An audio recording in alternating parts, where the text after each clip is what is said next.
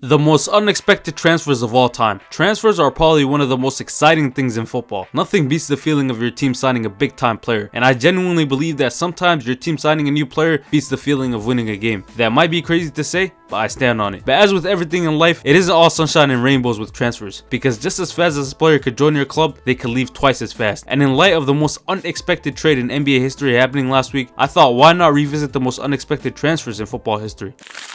We're not here just to take part, we're here to take over.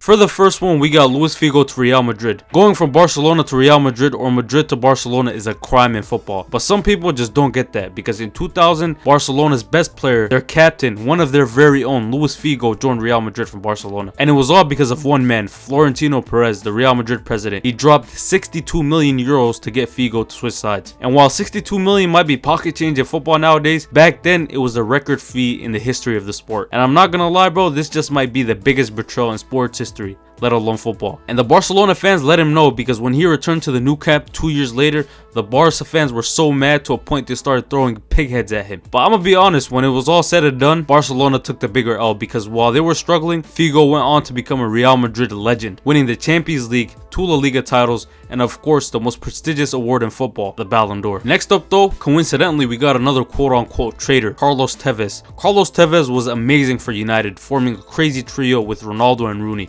winning the Champions League and 2 Premier League titles with them. But a fact that a lot of people don't know is that Tevez wasn't ever officially a United player. When he was doing a madness for them, he was on loan. But with all the success that he's had in a short period of time, he'll make his move permanent, right? Sorry to break it to you, but no. Because in 2009, when it came to the end of his loan spell, this man went down the block and decided to sign for United's biggest rivals, Manchester City. Man City was on demon timing. They were just bought by billionaires the year before and were ready to go ballistics in the transfer market. And the funny thing is that Man City wasn't only in their spending bag, but also their trolling bag, because they decided to put up a billboard welcoming Tevez to the real side of Manchester. For number 3, we got another traitor. This time, Robin Van Persie. God damn, with the amount of traitors on this list, I might as well just change the whole video title to the biggest snakes in football. Nah, but seriously, Robin Van Persie for Arsenal wasn't just their best player and their captain, he was their whole team. And after not being offered a contract by the club, he decided to leave to their biggest rivals, in fact, Manchester United. In 2012, he left the club and hit him with the classic, "I want to win trophies." And while in his first season for Manchester United, he did just that. He won the Premier League with United while also being their best player. And in the season after that, he came back to the Emirates as a champion. They gave him a guard of honor and he dropped a goal on their head top. If that isn't aura, then I don't know what is. Next up though, we got the biggest transfer in history, Neymar to PSG. PSG was a dominant figure in Ligue 1, but the one thing they could never get their hands on was a Champions League trophy, and they hadn't even ever gotten to a final. And in 2018, they had enough. The owners casually dropped 222 M's to sign Neymar from Barcelona. Saying this transfer was massive is an understatement. 222 million? How greedy. Genuinely, the transfer market has never recovered from that transfer, and the money wasn't even the most unexpected part. The crazy part was that he left the best attacking trio in history, MSN, and the greatest player of all time, Lionel Messi. They just won the treble like 3 years ago and everything seemed to be going well, and then just boom, in a snap of a finger, he's a PSG player. And I get why he left to get out of the shadow of Leo Messi, but I'm not gonna lie, he low-key took the bigger L on this one, because I guarantee you he would've won a Ballon d'Or if he stayed. Last but not least though, we got Cristiano Ronaldo to Manchester United.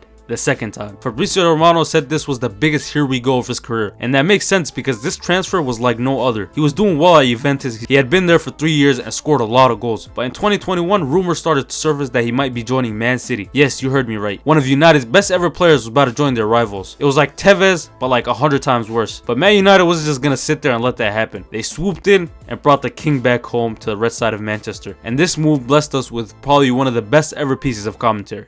Madeira, Manchester, Madrid, Turin, and Manchester again.